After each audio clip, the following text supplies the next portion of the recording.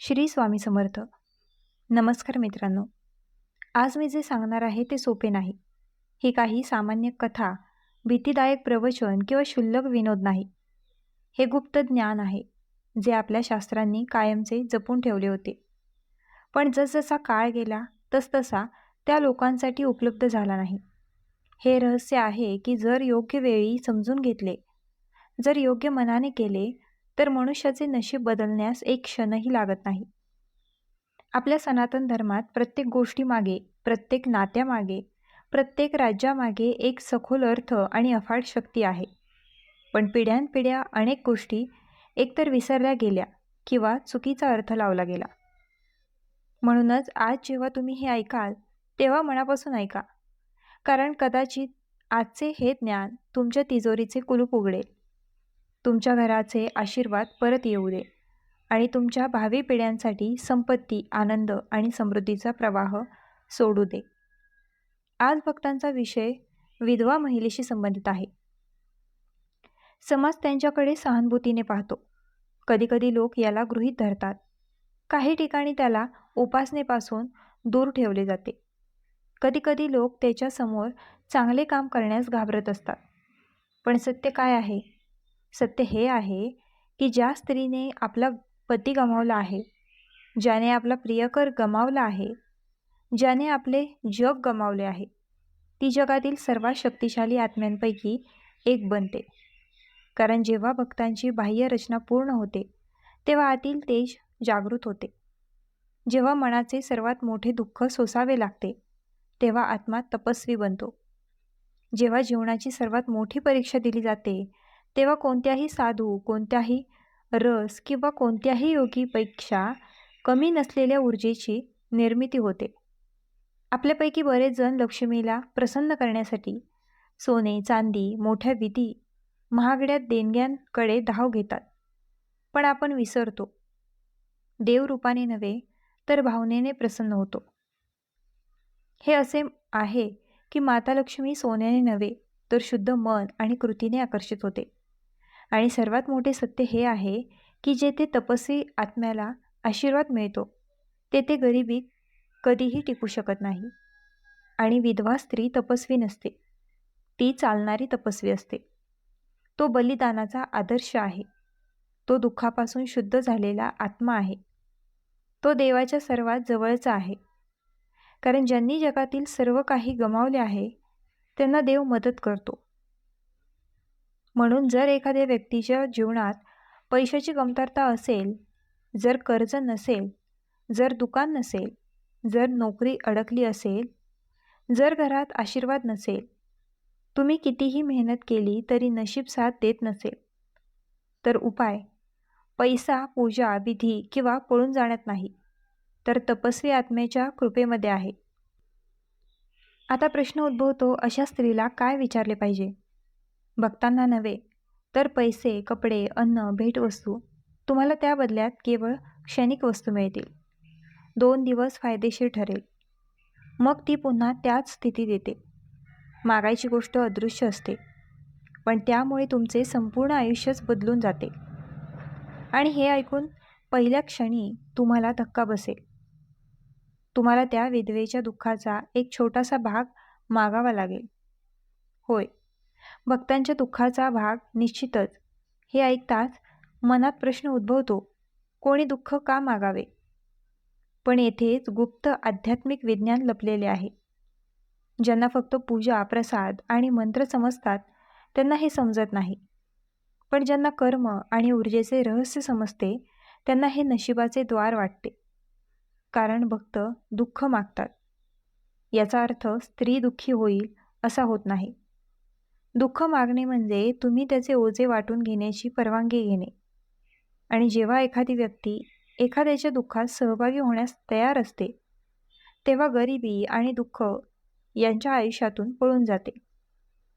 कर्माचे म्हणणे आहे की जो कोणी इतरांच्या दुःखात सहभागी होण्यास तयार आहे, देव त्याला आनंदाने बांधतो.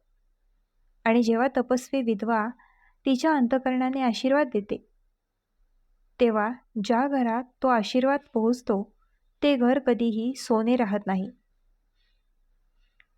पैसा थांबत नाही, आनंद थांबत नाही, आशीर्वाद थांबत नाही.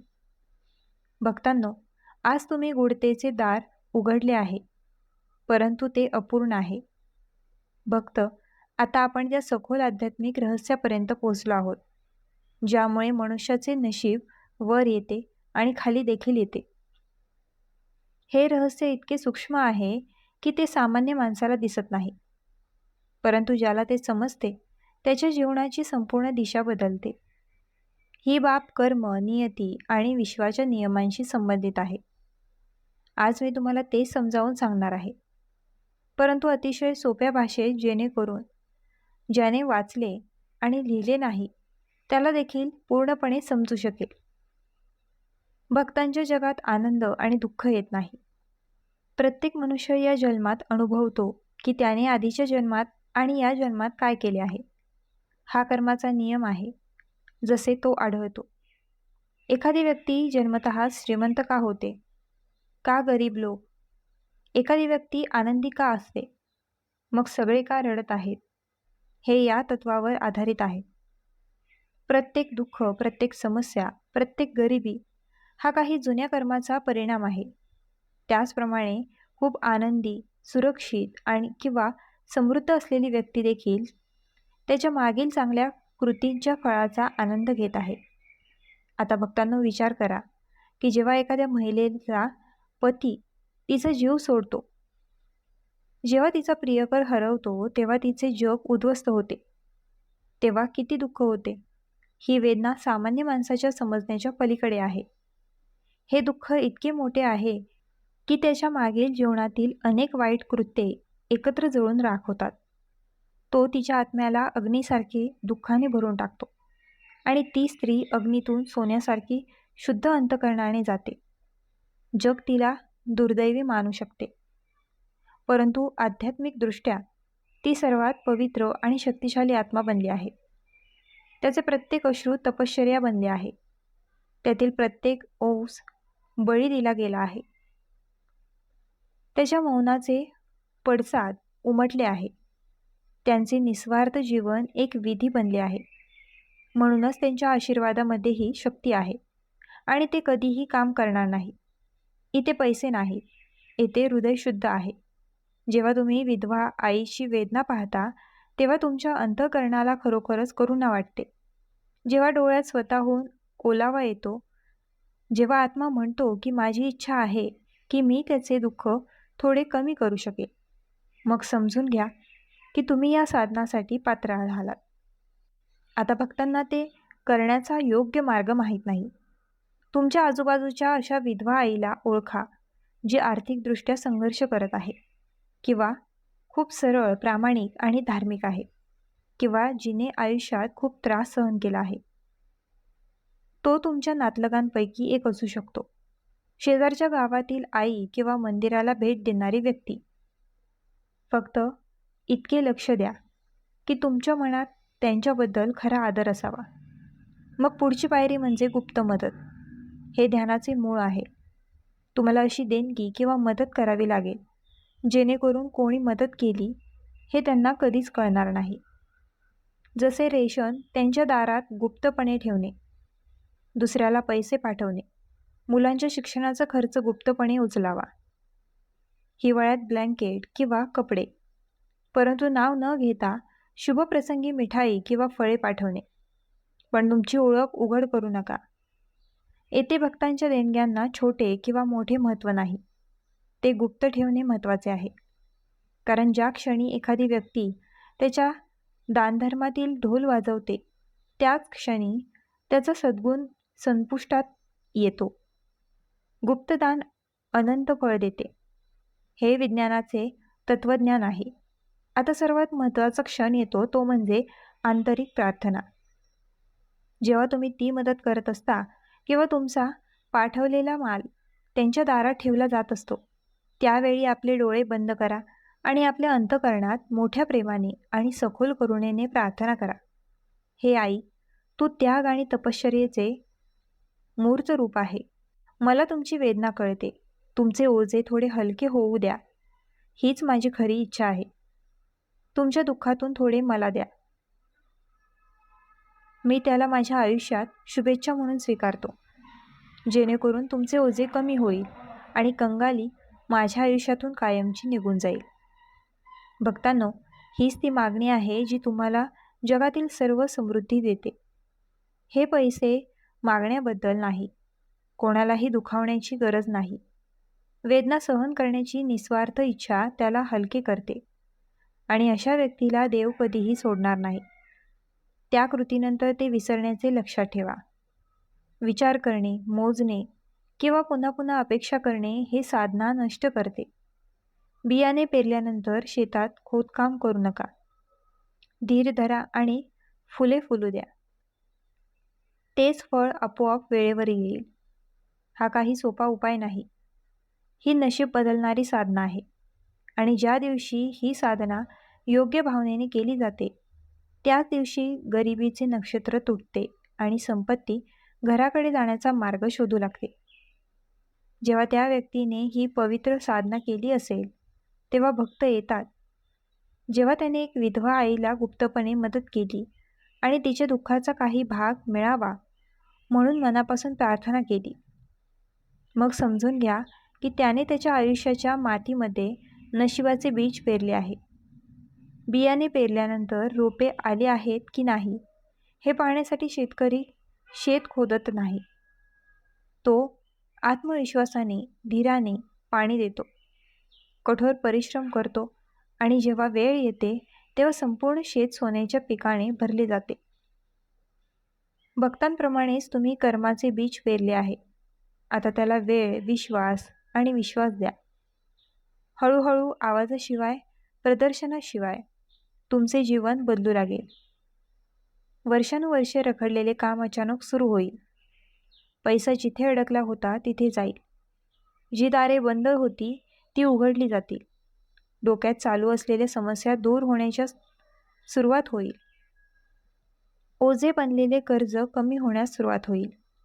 घरात गदारोळ माजला, शांतता राहील. माझे मन अस्वस्थ झाले होते. सुख शांती लाभेल.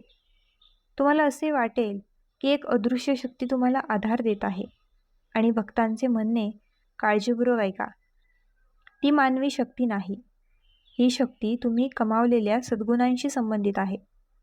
एखाद्याच्या दुःखाचे ओझे कमी करण्याच्या अर्थाने तुम्ही कमावलेले सद्गुण, जे कदाचित विधवा आईला माहीतच नाही. पण तो सद्गुण तुमच्या आयुष्यात येण्यापासून कोणीही रोखू शकत नाही. हा काही जादूचा खेळ नाही. सनातन धर्माच्या कर्मतत्वाचे हे मोठे फळ आहे. जर तुमची भावना शुद्ध असेल, हेतू खरा असेल, मन स्वार्थीपणापासून मुक्त असेल, तर तुम्हाला नक्कीच परिणाम मिळेल आणि तुम्हाला खूप काही मिळेल. पण भक्तांनी एक गोष्ट लक्षात ठेवली पाहिजे. आज केले आणि उद्या करोडपती झाले, तसे होत नाही. ज्याप्रमाणे झाडाला फळ येण्यासाठी वेळ लागतो, त्याचप्रमाणे सद्गुणाला फळ येण्यासाठीही वेळ लागतो. तुम्ही तुमचे काम प्रामाणिकपणे, प्रेम आणि करुण्याने करत राहा आणि तुम्हाला दिसेल की तुम्हाला कठोर परिश्रम करावे लागतील, परंतु नशीब तुमच्या बाजूने काम करेल. पूर्वी तुम्ही पैशांच्या मागे धावायचे, आता पैसे तुमच्या मागे येतील. म्हणूनच यश मुनी म्हणत असत की गुप्त धर्मादाय समुद्राला समर्पित केलेले फळ वादळासारखे, लोकरीसारखे परत येते. भक्तांनो, आणखीन एक सखोल गोष्ट म्हणजे जेव्हा तुम्ही विधवा आईला मदत करता, तेव्हा ती केवळ तिचे पोटच भरत नाही, तर तिचे हृदयही भरून टाकते. त्याला असे वाटते की देव त्याला सोडणार नाही आणि जेव्हा भग्न हृदयातून आशीर्वाद येतो, तेव्हा तो स्वर्गात जाऊन अडकत नाही. ज्याने त्याला मदत केली त्या माणसाच्या आयुष्यात तो थेट झोतात येतो. म्हणून पुढच्या वेळी जेव्हा तुम्ही एखाद्या विधवा आईला पाहता, तेव्हा तिच्याकडे दयाळूपणे पाहू नका. त्याकडे आदराने बघा. ती एक कमकुवत स्त्री नाही. तो तपस्या आणि त्यागाचे मूर्त स्वरूप आहे. त्यात शक्ती आहे. तेथे वैराग्याचा अग्नी आणि आशीर्वादाची शक्ती आहे. आणि जर तुम्हाला खरोखरच सहानुभूती वाटत असेल, तर संधी मिळाल्यास गुप्तपणे मदत करा. आणि मदत करताना फक्त माझ्या मनात इतके काही म्हणत असताना, आई, माझे थोडेसे दुःख आणि माझ्या आयुष्यातील तुमचे आशीर्वाद हा एक कण नशिबाची संपूर्ण दिशा बदलतो. हा एक कण दारिद्र्याच्या डोंगराला खाली आणतो. हा एक कण जीवनात आनंद, शांती आणि समृद्धी भरतो. हे सामान्य ज्ञान नाही. हे त्या रहस्यांपैकी एक आहे जे पिढ्यानपिढ्या मोजक्याच लोकांना मिळते. ते तुमच्या जीवनात उतरवा आणि नशीब स्वतःच दार कसे ठोठावते ते पहा. हेच सत्य आहे. तो धर्म आहे. हे कर्माचे मूलभूत तत्व आहे. मित्रांनो, आजचा हा व्हिडिओ तुम्हाला कसा वाटला आम्हाला कमेंट करून नक्की सांगा. आणि आपल्या ग्लो मराठी चॅनलला लाईक, शेअर, सबस्क्राईब आणि हाईप करायला विसरू नका.